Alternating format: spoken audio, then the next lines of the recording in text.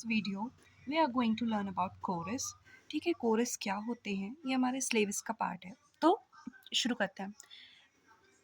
A chorus is a group of performers और a single person. ठीक है, यहाँ पे लिखा नहीं है। इन ए प्ले, एक प्ले के अंदर who collectively comment on the events of the drama. ये ड्रामा के इवेंट्स में कलेक्टिवली कमेंट करते हैं, या फिर अगर एक सिंगल है तो वो सिंगल कमेंट करेगा। अब वो क्या कर सकते हैं? एक्सप्लेन कर सकते हैं क्या हो रहा है, कमेंट कर सकते हैं कैरेक्टर के एक्शन पे, है ना, एक्सप्रेस कर सकते हैं सोसाइटी की फीलिंग को, या फिर जो ऑडियंस बैठी है उनकी फीलिंग में भी। ठीक है, गिव मोरल और philosophical opinions, warn characters about danger, जो कि एक बैकग्राउंड वॉइस चलती है, मतलब आप समझ लो एक प्ले में वही ये कोरस का काम है। प्रोवाइड बैकग्राउंड इन्फॉर्मेशन, जो पास्ट इवेंट्स हुए पास्ट इन्फॉर्मेशन को देना भी इनका काम है। Sometimes interact with the main characters. ठीक है, एक जो पीछे की आवाज़ आती, तो एक समझ लो एक ग्रुप ऑफ पीपल है जो कि मेन एक्शन से दूर रहते हैं, है ना, somewhat outside the main action, and comment on what is happening in the play, comment on the events of the drama. ठीक है, अब शुरुआत इसकी किस में हुई? देखो, ये कलेक्टिव लोग हैं, कितने सारे लोग हैं, आप ये देखो। ठीक है, एक मिनट बस, थोड़ा सा मुझे इसके बारे में आपको बताना था। देखो, जैसे ये लिखा है, कैरेक्टर भी हो सकता है, एक ग्रुप ऑफ कैरेक्टर्स भी हो सकता है, और एक नरेटिव वॉइस भी हो सकती है। ठीक है, जो कि कमेंट करेंगे किस में? सेंट्रल एक्शन में, प्रोवाइड करेंगे बैकग्राउंड एक्सपोजिशन को, और गाइड करेंगे ऑडियंस के इमोशनल को। वही क्या क्या कर सकते हैं विदाउट अल्टरिंग द प्लॉट, मतलब मेन एक्शन में आने के बिना भी। ठीक है, तो ये तो देखो, सबसे पहले आप ये छोटे फॉर्म में जो लिखा है ये देखो। ग्रीक ट्रेजिडी में और कॉमेडी में, मतलब कि एंशियंट ग्रीक और ट्रेजिडी और कॉमेडी में इसकी शुरुआत हुई। तो कोरस एक कलेक्टिव वॉइस थी। यूजुअली इसमें 12 से 50 परफॉर्मर्स रहते थे, जो कि गाना भी गाते थे, डांस करते थे, और लाइंस को एक यूनिसन, एक साथ गाते थे। फिर एलिजाबेथन ड्रामा के टाइम में कोरस एक सिंगल एक्टर बन गया, जो कि डिलीवर करने लगा प्रोलॉग्स को। काम हालांकि सबका एक ही है। और मॉडर्न प्ले में कोरस जो है रीअपेयर होते हैं एज अ सिंबॉलिक और नरेटिव डिवाइस। ठीक है, तो देखो, ग्रीक ओरिजिन्स में देखो, हिस्टोरिकल कंटेक्स्ट में हमने ये पहले ही पढ़ चुका है कि फेस्टिवल जो गॉड, ग्रीक गॉड डायोनिसस, है ना, डायोनिसस थे, उनको ऑनर करने के लिए जो है ड्रामा वगैरह की शुरुआत हुई ग्रीक में। ठीक है, फिर रेनाइसा इंग्लैंड में कोरस जो है एक नरेटिव रोल में आ गया। बस आपको ये ध्यान रखना है, मतलब ग्रीक में नाच रहे हैं, गा रहे हैं, है ना, एक कलेक्टिव वॉइस बने हुए हैं ऑडियंस की भी। लेकिन यहाँ रेनाइसा पीरियड में क्या आ गया है, इन लोग का नरेटिव रोल आ गया है। अब हम हिस्ट्री समझ रहे थे, है ना, डेफिनेशन हमने देख ली क्या है।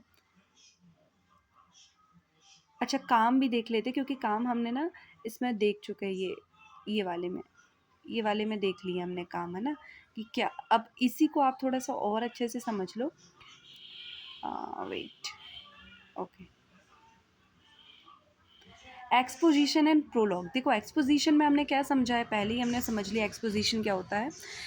सेटिंग को एक्सप्लेन करना, है ना, सेटिंग है, बैकग्राउंड, कोई पास्ट इवेंट्स हुए हैं, कोई कॉन्टेक्स्ट देना है आपको, बैक स्टोरीज बतानी है, एक्शन होने से पहले, है ना, ये बता सकते हैं। जैसे पिक्चरों में भी पहले से आता है हमारा, वो हमारा कोरस का काम होता है। ठीक है, फंक्शन है, पढ़ रहे हैं हम ये। फिर मोरल एंड फिलोसफिकल कमेंट्री, कि कम्युनिटी की मोरल जजमेंट को, रिलीजियस व्यू पॉइंट को भी बता सकता है, फिलोसफिकल रिफ्लेक्शन को भी दे सकता है प्रोटेगनिस्ट के डिसीजन के।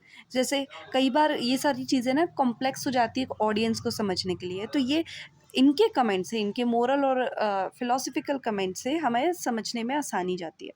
फिर द आइडियल स्पेक्टेटर, मतलब कि articulates when the what the audience might be thinking और फीलिंग। जैसे कई बार हम पिक्चर देखते हैं तो वो बैकग्राउंड वॉइस आती है कि आपको लग रहा होगा, आप सोच रहे होंगे। ठीक है, तो ये हमारे जो है इमोशनल रिएक्शन को मॉडल देता है। ठीक है, फिर four shadowing and dramatic irony, मतलब कि ये हिंट दे देता है हमें, है ना, कि अब फेट कहाँ तक के ले जाने वाला है। ठीक है, फिर transition and time compression, bridges leaps across time, मतलब कि वो बताते हैं कि अब हम टाइम से यहाँ आ गए। ज्योग्राफी और of stage events that can not easily B staged, मतलब कि कुछ इवेंट्स ऐसे होते हैं जो कि स्टेज में हम नहीं बता पाते हैं, या फिर कोई साइमल्टेनियसली दो इवेंट्स चल रहे होते हैं। तो एक इवेंट आपने स्टेज में बता दिया, एक इवेंट आपके किसने बता दिया, कोरस ने बता दिया। ठीक है, तो ये देखो यहाँ से भी एक बार पढ़ लोगे आप, है ना। वॉट हैज़ हैपेंड, क्या हो गया। कैरेक्टर के एक्शन को एक्सप्लेन करना, फीलिंग और सोसाइटी को एक्सप्लेन करना, मोरल और फिलोसफिकल ओपिनियंस देना, कैरेक्टर को वार्न करना अबाउट डेंजर, बैकग्राउंड इन्फॉर्मेशन देना, जो एक्सपोजिशन पढ़ा था हमने, है ना। और कई बार वो इंटरेक्ट भी करता है मेन कैरेक्टर से। फिर फंक्शन देखो आप, तो नरेटिव समराइज करेगा, यही पास्ट या फिर फ्यूचर इवेंट्स को फोरशेडो करेगा। कमेंट्री देगा, वही मोरल, फिजिक, फिलोसफिकल, सोशल, है ना। एटमॉस्फेयर बनाएगा, जैसे कि मूड को इन्हेंस करना थ्रू सॉन्ग्स, डांस और लिरिकल ओट्स वगैरह गा करके, है ना। या फिर जैसे कि टेंशन को बढ़ाना, अगर सीन ऐसा चल रहा है कि कोई बढ़िया युद्ध चल रहा है, तो उसमें कोरस लोग पीछे गाने लगेंगे, है ना, कि अरे अरे बाप रे, जैसे है कथा संग्राम की, तो ये और एक एटमॉस्फेयर को बना देता है, समझ लीजिए वाइब सेट कर देता है। ऑडियंस को गाइड की तरह भी काम करता है, by helping viewers interpret complex themes और जज कैरेक्टर्स एक्शन। ठीक है, जैसे मैंने बताया था कि कैरेक्टर के कई बार कॉम्प्लेक्स थीम्स होती है, तो ऑडियंस जो है समझ नहीं पाते हैं, तो वो कोरस हेल्प करते हैं। ठीक है, फिर इम्पॉर्टेंस देखो आप, तो bridge between audience and play, सबसे बड़ी इम्पॉर्टेंट यही है कि ऑडियंस के बीच में और प्ले के बीच में एक ब्रिज बनते हैं कोरस, है ना। अगर ऑडियंस को कुछ समझ में नहीं आ रहा है, या बैकग्राउंड आपको एक्सपोजिशन देना है, या फोर शेडोइंग करना है, तो ये सब काम इंटरेक्शन किससे चल रहा है, ऑडियंस से चल रहा है। ठीक है, और कल्चरल वॉइस है ना, कि सोसाइटी का पर्सपेक्टिव क्या है, रिलीजन का पर्सपेक्टिव क्या है। ठीक है, ये सब भी बताता है। तो ये देखो, ये फंक्शंस लिखे हैं, आप इसको पॉज करके स्क्रीनशॉट ले सकते हैं, या फिर नोट्स बना सकते हैं डायरेक्ट। फिर एक इम्पॉर्टेंट डिस्टिंक्शन है, देखो, सिंपली कोरस को आप बैकग्राउंड सिंगर्स मत समझना, क्योंकि बैकग्राउंड सिंगर्स सिर्फ सिंग करेंगे, लेकिन ये सिंग भी कर सकते हैं, डांस भी कर सकते हैं, स्पीक भी कर सकते, मतलब बोल भी सकते हैं, जैसे हमने बताया ना, कमेंट्री करते हैं, इवेंट्स में रिएक्ट भी कर सकते हैं, मतलब कि अगर ऑडियंस को रिएक्ट करवाना है इन अ सर्टेन वे, तो ये पहले रिएक्ट कर देंगे, जिसके हिसाब से ऑडियंस रिएक्ट करेगी। कैरेक्टर्स के साथ इंटरेक्ट भी कर सकते हैं, वहीं बैकग्राउंड सिंगर्स ये सब नहीं कर सकते। और एक्शन पे कमेंट करते हैं, मेन काम इनका यही रहता है कि कमेंट करते हैं एक्शन पे, है ना, without being a part of the main event directly. ठीक है, फिर ये एग्जाम्पल तो खैर छोड़ ही दो आप, तो ये हो गया। अब हमें थोड़ा सा ग्रीक ड्रामा में देखना है कोरस क्या होता है, ये लास्ट हेडिंग है हमारी। तो देखो, ग्रीक ड्रामा में इम्पॉर्टेंट था एंशियन ग्रीक थिएटर में। फॉर एग्जाम्पल, जैसे हमने देखा था 12 से 50 मेंबर्स रहते थे। ग्रीक ट्रेजेडी में मेन कैरेक्टर जो है एक टेरिबल डिसीजन को फेस कर रहा है, समझ लो। फॉर एग्जाम्पल है ना, the actor perform the actual story, actors जो है परफॉर्म करते हैं, while the coarse might say something like pride has brought something suffering upon this man. मतलब ये जो बैकग्राउंड की वॉइस है, बैकग्राउंड की जो नरेशन है, ये देने का काम कर रहा है। एक्टर जो है ये बोल एक टेरिबल डिसीजन ले रहा है आपके प्ले में, जो आपको विजिबल है, और जो आपको इनविजिबल है, जो बैकग्राउंड में दे रहा है, वो आपको आइडिया दे रहा है कि भाई ये सफरिंग जो है ना इस मैन के ऊपर प्राइड की वजह से है। तो ये क्या है, ये कमेंट दे रहा है। Here the chorus is commenting on the action and giving the audience a perspective on it, कि एक ऑडियंस को एक पर्सपेक्टिव मिल रहा है, और कोरस क्या कर रहा है, कमेंट कर रहा है। हालांकि ये बहुत ही मतलब अजीब खतरनाक से दिख रहे हैं मुझे, तो याद तो रहने चाहिए। देखो दोस्तों, मतलब डरावने ही दिख रहे हैं बहुत ज़्यादा। ठीक है, तो अब आते हैं हम एवोल्यूशन में।